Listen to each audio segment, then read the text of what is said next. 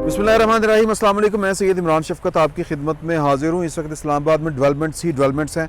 वज़ीर आज़म इमरान खान साहब कुर्सी इक़्तिदार से चिमटे बैठे हैं और कह रहे हैं कि मेरे ख़िलाफ़ साजिश हो रही है और इस साजिश को वो पब्लिक के सामने लाना चाह रहे हैं। एक ख़बर चली थोड़ी देर पहले कि वज़ीर आज़म से मिलने वज़ीर आज़म हाउस में चीफ़ ऑफ आर्मी स्टाफ और DGISI पहुँचे हैं और ये आम तासुर फैल गया इस्लामाबाद में फ़ौरी तौर पर कि वो शायद उनको समझाने गए होंगे कि केड़े चक्रां च पै गए हो, ज़रूर घर जाओ, ग्रेसफुली घर जाएं। वो जो 4 का फैसला था कि वज़ीर आज़म साहब आपने अगर करना है तो कि तकरीर कर लें, ग्रेसफुली चले जाएं। इस तरह जो चिमट के कुर्सी को पकड़ के रोने का कोई फ़ायदा नहीं होगा। तो ख्याल ये किया जा रहा था कि जो वज़ीर आज़म ने सुबह ये ऐलान किया है कि मैं ख़त पाकिस्तान के टॉप जर्नलिस्ट को दिखाने लगा हूँ, तो वो उसकी जो सेंसिटिविटी है, यही कौमी राज होते हैं जो वज़ीर आज़म के सीने में होते हैं और जिनका मुतल्लिक नवाज शरीफ साहब कहते होते थे कि यार कि मेरे सीने में बड़े राज हैं, मुझे मजबूर ना किया जाए कि मैं उन राज़ों के ऊपर से पर्दा उठा लूँ। वो शायद कुछ और तरह के भी राज हो सकते हैं कि कौन किस तरह रोल प्ले करता है, पाकिस्तान के मामलात को डिट्रैक करता है। वो एक पुराने वाक़यात भी कई इस तरह के हैं ना कि वज़ीर आज़म मैं हूँ और फ़लाने आप हैं, तो ये काम कैसे हो गया। तो ये माजी का एक मैं वाक़या सुना रहा हूँ, इसकी डिटेल में नहीं जाना चाह रहा मैं, क्योंकि इस वक्त पाकिस्तान के अंदर सूरत हाल लम्हा ब लम्हा तब्दील हो रही है और बड़ा पैनिक क्रिएट हुआ था इस्लामाबाद में कि ये होने क्या जा रहा है। तो जब वज़ीर आज़म साहब ने कहा ना कि मैं टॉप जर्नलिस्ट को बुला के कहूँगा, दिखाऊँगा ख़त, तो फिर ख्याल ये किया जा रहा था कि ये वज़ीर आज़म साहब को दोनों साहब जो हैं वो समझाने गए हैं कि वज़ीर आज़म साहब यूँ नहीं करते। जब वो चले गए तो ख़बर ये आई 2 बजे वज़ीर आज़म साहब ने सहाफ़ियों से मिलना था, सिलेक्टेड सहाफ़ियों से मिलना था। ज़ाहिर है कि उनका इख्तियार है कि वो जिसको चाहें मिलें और जिसको चाहें ब्रीफ़ करें। और कह तो रहे थे कि पाकिस्तान के टॉप जर्नलिस्ट और इंडिपेंडेंट जर्नलिस्ट, पता नहीं वो इंडिपेंडेंट कितने हैं कितने नहीं, लेकिन कुछ हमारे दोस्त उनमें थे।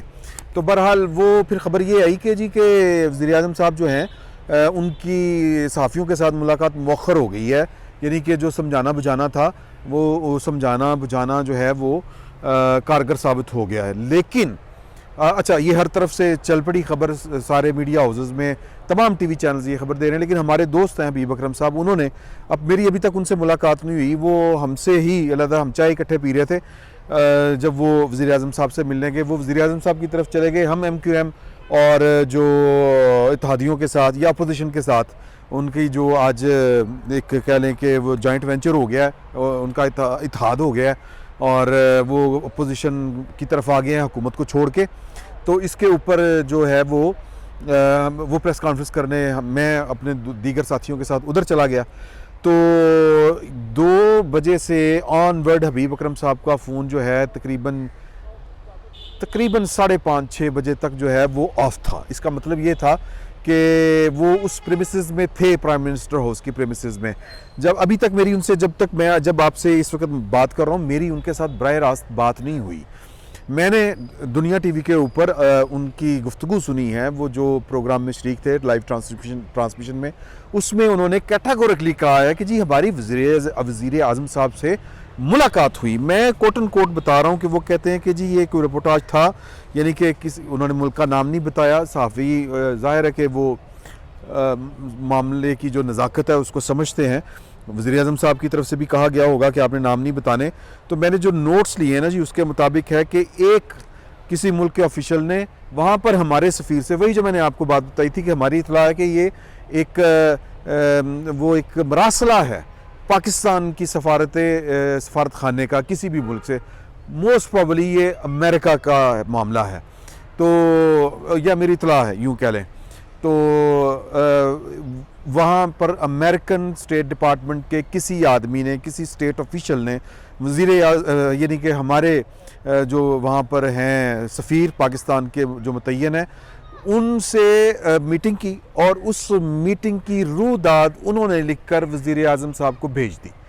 अब वो उस मुलाकात में कहा गया, उन्होंने उस मुल्क ने के स्टेट ऑफिशियल ने, जो जिसको हम ए कह सकते हैं, मिस्टर ए ने, जो स्टेट ऑफिशियल है किसी और मुल्क का, उसने हमारे सफ़ीर को ये कहा कि जी के पाकिस्तान की ये जो पॉलिसी है जो टूवर्ड्स रशिया और यूक्रेन है, इस पर हमें शदीद तहफ़्फ़ुज़ात हैं और ये जो पॉलिसी है ये आपके प्राइम मिनिस्टर उसके खालिक हैं। तो इसके ऊपर जो हमारे सफ़ीर हैं उन्होंने कहा कि जी कि एक हमारा इदारा जो है वो इस तरह की जो पॉलिसीज़ बनती हैं वो उस इदारे में सब जो स्टेक होल्डर्स हैं या जो रियासती इदारे हैं वो सारे के सारे उसमें शरीक होते हैं। अब ये कौन होते हैं, ये आपको पता है, ये पाकिस्तान की सिक्योरिटी इस्टेब्लिशमेंट होती है, पाकिस्तान ISI होती है, इस तरह के जो फीडबैक देने वाले बाकी भी जो होते हैं वो इसमें ऑन बोर्ड होते हैं। तो उनको कहा गया कि जी इस तरह की पॉलिसी जो है वो हमारे इदारे बनाते हैं, वज़ीर आज़म साहब अकेले कुछ नहीं कर सकते, ये उनका ख्याल है, ये उन्होंने कहा। तो इस पर जो आगे से कहा गया, मुखालिफ सिम से ये कहा गया कि हमारे ख़्याल में या हम समझते हैं कि सारे मसाइल की वजह जो है वो मतलब वो आपके प्राइम मिनिस्टर हैं, और अगर प्राइम मिनिस्टर के ख़िलाफ़ जो इस वक्त नो कॉन्फिडेंस मूव आई है, अगर वो मंजूर नहीं होती तो फिर जो भी नताइज बरामद होंगे पाकिस्तान को सीरियस जो नताइज हैं, संजीदा या ख़तरनाक नताइज, कॉन्सिक्वेंसेस कहते हैं गालिबन उनको अंग्रेज़ी में, वो उसका सामना करना पड़ेगा पाकिस्तान को। तो दूसरी यानी हमारी तरफ से वो कहते हैं जी, सफ़ीर साहब प्राइम मिनिस्टर को रिपोर्ट करते हैं कि हमने कहा कि जी ये पर्सन स्पेसिफिक तो मामला नहीं होते, ये तो स्टेट टू स्टेट होते हैं, हमें एंगेज रहना चाहिए। उन्होंने कहा इसका भी इन्हिसार इसी के ऊपर है कि अगर ये शख्स चला जाता है तो आपके सारे काम जो उल्टे पड़े हुए हैं वो सीधे हो जाएंगे, और अदरवाइज़ ये कंटिन्यू करते हैं तो नताइज के ज़िम्मेदार या नताइज का ज़िम्मेदार जो है वो पाकिस्तान खुद होगा। अच्छा, अब ये जनाब वो हबीब अकरम साहब ने रिपोर्ट की है ये वाली बात, ये एक आई थिंक एक मतलब ये एक दूसरा मुल्क आपके बारे में सोच रहा है, और वो कह रहा है कि यार कि आप लोग तो पुट्ठी पौड़ी चढ़ गए हैं। मैं इसके ऊपर ज़्यादा बात इसलिए नहीं करना चाहता कि ये वज़ीर आज़म जो भी होता है ये उसका ज़िम्मेदारी होती है। मैं ये समझता हूँ कि वो जो इस तरह की जो चीज़ें होती हैं वो उनको अपने जो मतलब वज़ीर आज़म और एक आम आदमी में फ़र्क होता है ना, तो वो ज़रा वो इनको पेशेंस के साथ इन राज़ों को सीने में रखता है। बहुत कुछ हो जाता है, ये जो इक़्तिदार की राहदारियाँ होती हैं ना, ये जो मामलात होते हैं पावर पॉलिटिक्स में भी, इस तरह में भी, और फिर इंटरनेशनल मामलात में तो बहुत कुछ होता है। और मतलब ये कि जो अगर इसको समझा जाए इंटरनेशनल पॉलिटिक्स में ये बिल्कुल एक देहात की तरह की पॉलिटिक्स होती है। जो पिंड का चौधरी होता है उसकी चुदराहट के जब मसाइल पैदा होते हैं तो फिर मतलब अजीबोगरीब सूरत हाल हो जाती है। तो खैर ये मामला थे। तो मैं पहले एक आपको ख़बर जो है वो मेरी इत्तला के मुताबिक वज़ीर आज़म साहब को मनाने के लिए या उनको समझाने के लिए जो ये एक आम तासुर फैला हुआ है कि आर्मी चीफ गए थे और DGISI गए थे, नहीं, सिर्फ DGISI गए थे, और करीन क्यास है कि वहाँ पर जो गुफ्तगू हुई होगी वो DGISI ने जाके उनको यही कहा होगा। अब ये इतला नहीं है, ये कोई ख़बर नहीं मैं बता रहा आपको, मैं वैसे आपको बता रहा हूँ कि वहाँ पर क्या गुफ्तगू हुई होगी, ख़त के हवाले से गुफ्तगू हुई होगी। क्योंकि सुबह वज़ीर आज़म साहब ने फ़ैर कर दिया था कि मैं तो जनाब पाकिस्तान तो है गया जे, और ये गई रही तुम्हारी खारजा पॉलिसी, ये रहे मामला, मैं तो जनाब जब बात मेरे ऊपर आएगी तो फिर मैं तो जनाब भंगड़ा पावांगा। तो वो उनको समझाने गए होंगे। एक मेरा ये ख्याल है कि प्राइम मिनिस्टर साहब यूँ नहीं करते। देखें, ये आपने, हम हैं, कल हम नहीं होंगे, ये पाकिस्तान ने होना है। पाकिस्तान के लिए हमें इस तरह के मसाइल नहीं खड़े करने चाहिए। इनको थोड़ा सा जिसको हम कहते हैं हिकमत के साथ, विजडम के साथ इस तरह के मामलात को टैकल करना पड़ता है। हर चीज़ के ऊपर जो है वो मत्था लगा के नहीं खड़ा हुआ जा सकता। तो ये बात उन्होंने कही होगी, या फिर ये है कि हो सकता है कि वज़ीर आज़म साहब ने उनको बुलाया हो और पूछा हो कि किसी मामलात में, तो उन्होंने अपनी जो भी इनपुट देनी हो पॉलिटिकल मामलात में कि जो कुछ हो रहा है। मेरा नहीं ख्याल कि इस तरह की कोई चीज़ होगी। जो मुझे एक ही बात समझ आती है कि उनको जाके यही कहा गया होगा कि हुज़ूर आला ये हरकतें ठीक नहीं है, ये मुनासिब नहीं है। मतलब क्यों मतलब ये वज़ीर आज़म इस तरह नहीं करते होते, और ये माजी में पता नहीं क्या क्या नहीं हुआ हैं जी। तो बहरहाल ये ख़बर थी कि चीफ ऑफ आर्मी स्टाफ नहीं गए थे, पहली बात। दूसरी बात कि DGISI गए थे और उन्होंने जो कहा होगा वो मैक्सिमम यही कहा होगा कि जनाब ये पॉलिटिकल मामलात को इंटरनेशनल मामलात के साथ आप मत जोड़ें। तो अब वज़ीर-ए-आज़म साहब ने कौम से ख़िताब करना था, उसके बारे में भी ये ख़बर आ गई कि जी कि वो ख़िताब भी मौखर कर दिया गया है।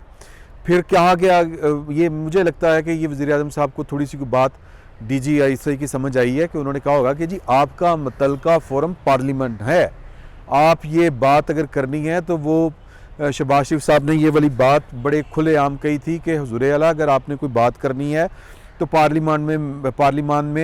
पार्लियामेंट में मामला लेके आएँ, अगर आपके ख़िलाफ़ कोई वाकई इंटरनेशनल साजिश है तो सर हम आपके साथ खड़े होंगे। अब सवाल कई तरह के पैदा हो रहे हैं कि जब इमरान खान साहब को ये वाला मरासला अमेरिका से या कहीं से भी मसूल हुआ तो उस मरासले के साथ उन्होंने किस तरह डील किया, क्या उन्होंने इसको एक पॉलिटिकल इंस्ट्रूमेंट के तौर पर, बज़ाहिर तो वो यही कर रहे हैं, क्या उन्होंने इस ख़त को पाकिस्तान की जो एक कह लें कि सिक्योरिटी से मुतल्लिक जो है वो नेशनल सिक्योरिटी काउंसिल जो है हमारी कौमी सलामती की जो कबीना की कमेटी है उसमें पेश किया। बेहतरीन फोरम तो पार्लिमान था, उसमें किया, अपनी कबीना में बैठ के किया। कबीना के से आगे मामला जो होता है वो पार्लिमान का होता है, वहाँ पर बैठ के किया। अगर किया होता तो ये ख़बरें आ गई होती, ये बातें आ गई होती सामने। मेरा ख्याल है कि इस तरह का उन्होंने कोई नहीं किया। उनको बस एक, जिसको हम कहते हैं ना कि जी के एक उनके हाथ बहाना टूल आ गया कि जी अब इसको हम ज़रा पॉलिटिकली खेलेंगे। तो बहरहाल ये ख़बर आ रही है कि पार्लिमान का इन कैमरा सेशन जो है वो उसमें ये वाला मामला जो है वो डिस्कस किया जाएगा।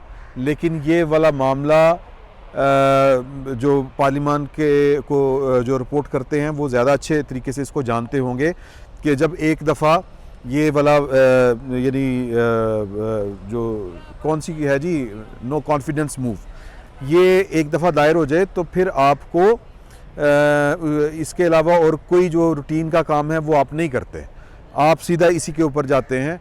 तो वज़ीर-ए-आज़म साहब बुनियादी तौर पर जो हैं उन्होंने हर तरह की कोशिश की, आलमी साजिश, कभी ये वाला बहाना कभी वो वाला बहाना। अब परवेज़ इलाही साहब पता नहीं कौन से आलमी साजिश को नाकाम बना सकते थे पंजाब में वज़ीर आला बन के। तो ये इमरान खान साहब जो हैं वो उस तरह बिहेव कर रहे हैं जिस तरह के एक वज़ीर-ए-आज़म को नहीं करना चाहिए। बड़ा कुछ, ये वो वाला नगर है, ये वो वाली मकतलगाह है जहाँ पर लोगों की जान चली जाती है और वो उफ तक नहीं करते। तो इमरान खान साहब जो हैं उनका जो खेल पानी है वो इतना ही था और इतना ही है। और मतलब ये कि अब वो थोड़ा सा पाकिस्तान के रियासती इदारों को एक उस स्टेज पे लाने की कोशिश कर रहे हैं कि जी के मतलब जिसको हम कहते हैं कि वो जी साजिश में वो सारे शरीक हैं, उस तरह का मामला वो कर रहे हैं। और मुझे अमेरिका बेसिकली हटाना चाहता था और ये सारे मिलके अमेरिका का साथ दे रहे हैं, वो लेटर शेटर वाली जो सारी बातें करते हैं। तो अगर हम कुल मिला के बात करें तो वो ये बनती है कि इमरान खान साहब की जो हुकूमत है उसके वो जा रही है, मतलब जा चुकी है। आज बिल्कुल वो अक़लियत में चले गए। 164 पर उनकी नंबर 164 है, अपोजिशन का नंबर 177 है। तो अब इसके ऊपर वो जनाब इसको अब पॉलिटिकली ही डील कर सकते हैं। कानूनी तौर पर तो उनकी जो इखलाकी तौर पर, कानूनी तौर पर उनका सब कुछ अपने हाथ से जा चुका है। तो अब वो मतलब ये कह लें कि अवाम में आएंगे और उसी तरह की सियासत करेंगे जिस तरह की वो कर रहे हैं। लेकिन ये उनको भारी पड़ेगी सियासत, ये मैं आपको बताऊं, क्योंकि ये आग से खेलने वाली बात होती है। आप रियासत के जो सेंसिटिव मामलात होते हैं जब उनके नाम के ऊपर आप सियासत करेंगे तो फिर मेरा ख्याल है आपको कोई इस तरह खुलेआम सियासत करने नहीं देगा। सियासत करनी है तो फिर अपने जो पैरामीटर्स हैं उनके अंदर रह के करनी पड़ती है और बहुत सी चीज़ों को जानते हुए भी खामोश रहना पड़ता है। अगर नहीं रहेंगे तो फिर उसकी कीमत बहरहाल इमरान खान साहब को अदा करनी पड़ेगी। तो बाकी इमरान खान साहब के लिए हम दुआ ही कर सकते हैं। फ़िल वक्त तो वो जा रहे हैं, फ़िल वक्त इतना ही। बहुत बहुत शुक्रिया।